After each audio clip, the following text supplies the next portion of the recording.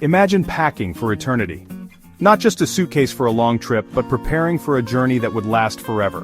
One that would take you beyond the world you know, into the mysterious realm of the afterlife. Not just clothes or books, but actual food. Thousands of years old, carefully preserved and sealed away. These weren't just tokens or models, but real meals, intended to nourish a soul on its cosmic voyage.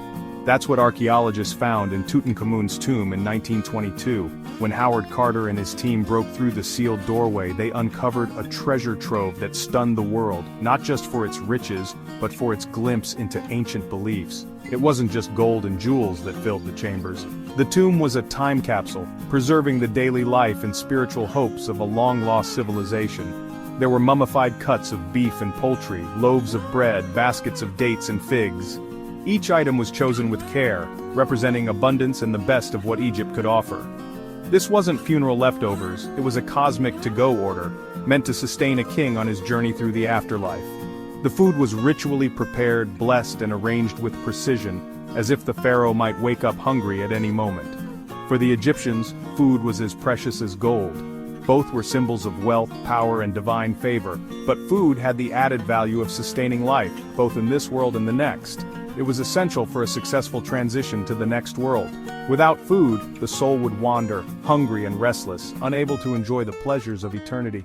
The afterlife was seen as a real physical place. The Egyptians imagined fields to plow, rivers to sail, and banquets to attend, an eternal continuation of earthly joys.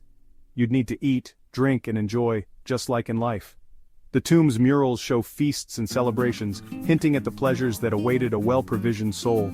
The variety was astounding. Specific cuts of meat, chosen for their quality and taste, preserved with ancient techniques that still baffle scientists today.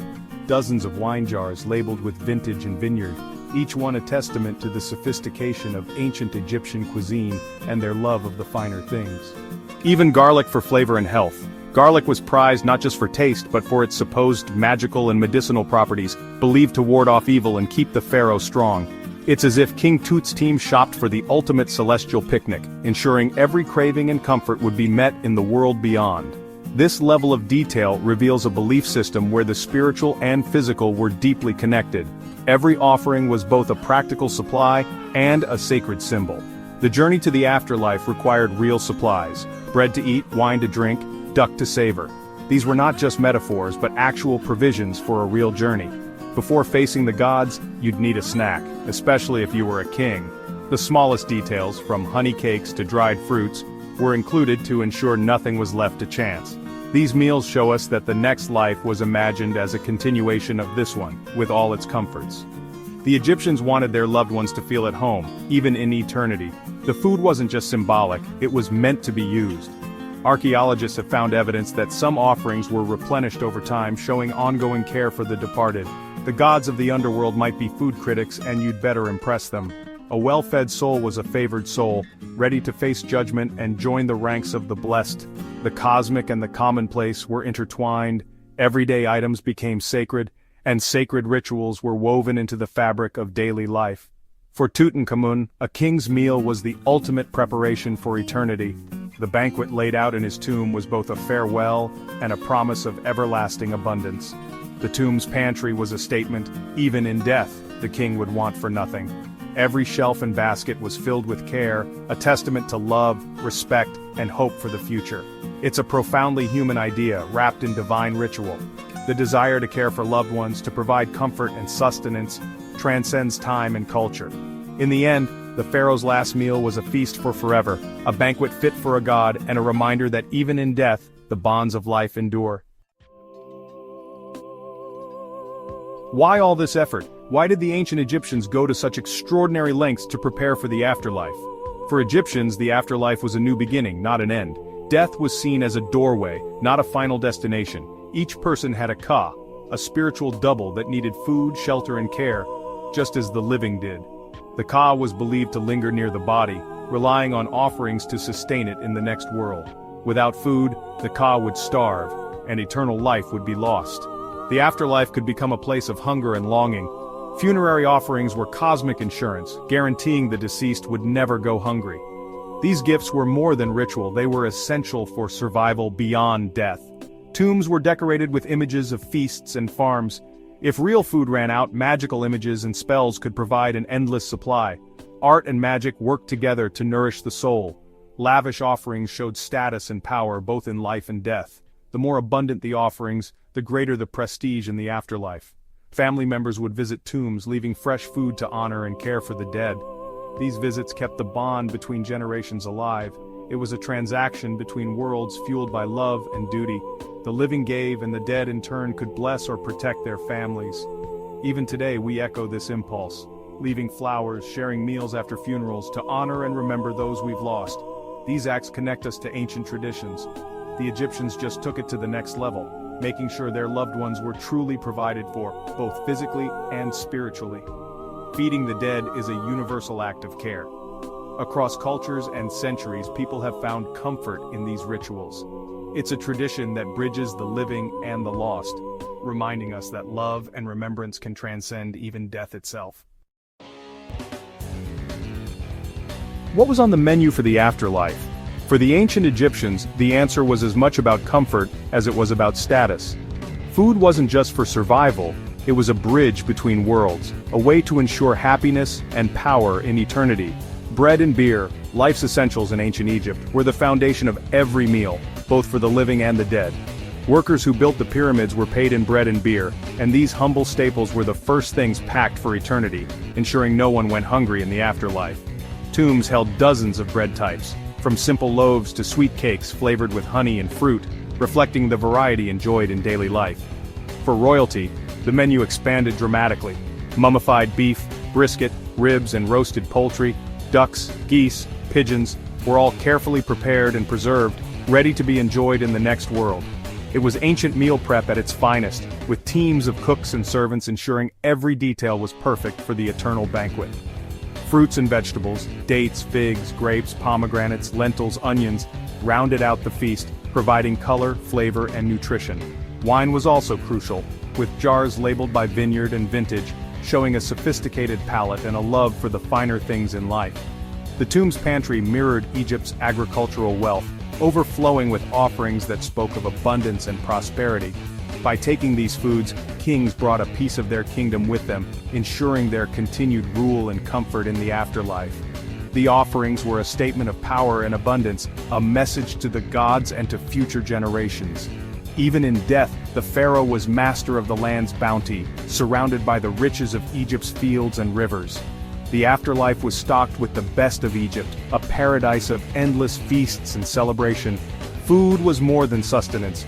It was a symbol of rule, a sign of divine favor and a promise of eternal prosperity.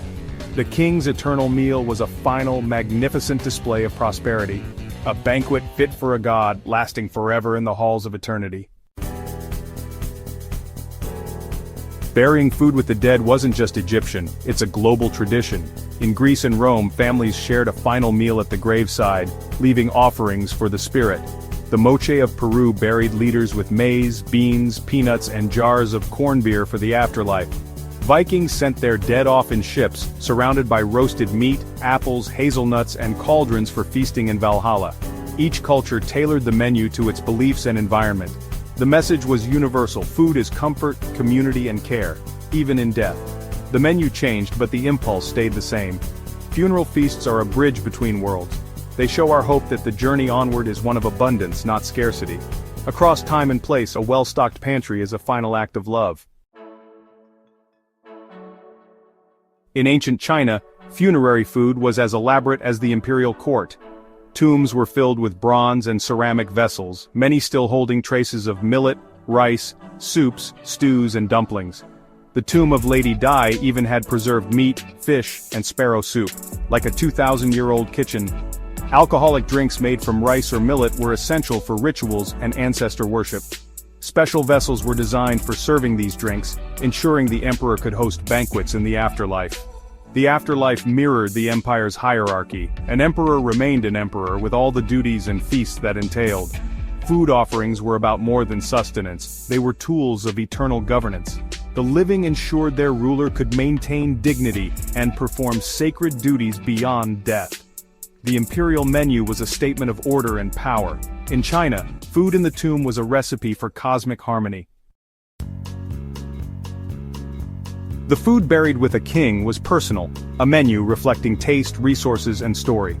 Tutankhamun's wine jars came from his father's vineyard, a subtle nod to his lineage. In Siberia, a Scythian chieftain was buried with a golden bowl and traces of cannabis, a ritual tool for spiritual journeys.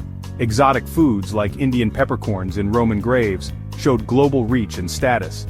The tomb's pantry was a map of power and identity. These choices make ancient rulers relatable. Each had favorites, habits, and histories. Food was a final, intimate expression of self. Behind the gold masks were real people with real tastes. Their last meal was a message. This is who I was. How did food last thousands of years? Egyptians used natron to dehydrate and mummify meat, just like bodies. Tombs were dry, sealed, and stable, natural time capsules that stopped decay. In Siberia, permafrost flash-froze food and belongings. In Europe, peat bogs preserved last meals in acidic, low-oxygen conditions. Each environment offered a unique preservation method. Modern science, gas chromatography, DNA analysis, lets us study these ancient leftovers in detail. We can now identify ingredients, origins, and even preparation methods. Ancient meals are no longer just artifacts, they're stories we can read. Preservation unlocks the secrets of ancient lives. Burying food with kings taps into a universal link between food, memory, and love. Our own lives are shaped by food memories, birthday cakes, holiday meals, family recipes. Food is an anchor for identity and emotion. Funeral feasts today bring communities together, offering comfort and continuity. Leaving a favorite snack at a grave is a modern echo of the pharaoh's feast. The idea of a feast fit for a king comes straight from these ancient traditions. Food is how we show honor, respect, and care. Across cultures, it's a symbol of hope and connection. The meals of the dead remind us that food is about more than survival. It's about love, memory, and the hope for a well-fed future.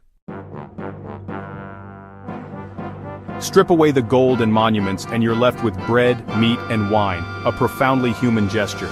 Burying food with the dead is hope against the void, a belief that the journey continues. The afterlife menu reflected the world of the living. Egyptian bounty, Chinese staples, Viking feasts. These meals were statements of identity, power, and culture. They tell us what mattered most: comfort, memory, and care. Ancient meals are messages across time, speaking of love and the desire to be remembered. The impulse to feed the dead is a cosmic connection, transcending culture and era. It's the idea that no one should face the unknown hungry. The tombs were cosmic pantries, stocked with hope. That legacy is more valuable than all the gold in Tutankhamun's tomb.